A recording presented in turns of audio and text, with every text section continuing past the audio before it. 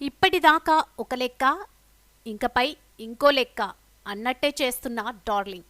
ఇప్పటిదాకా ఒక లెక్క, ఇకపై ఇంకో లెక్క అంటున్నారట డార్లింగ్. 2024 దాకా ఏం జరిగిందన్నది హిస్టరీ. 2025 నుంచి ఏం చేయబోతున్నామన్నదే ప్లానింగ్ అంటూ నియర్ అండ్ డియర్స్తో పక్కాగా చెప్పేస్తున్నారట.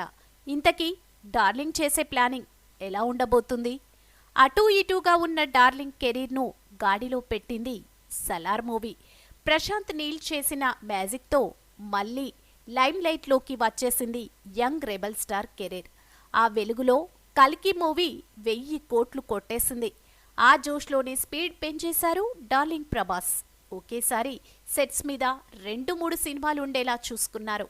స్పిరిట్ నుంచి ఒక సినిమాకి ఒకేసారి బల్క్ డేట్స్ ఇచ్చేయాలని ఫిక్స్ అయ్యారట డార్లింగ్. ఆ సినిమా లుక్స్ మీద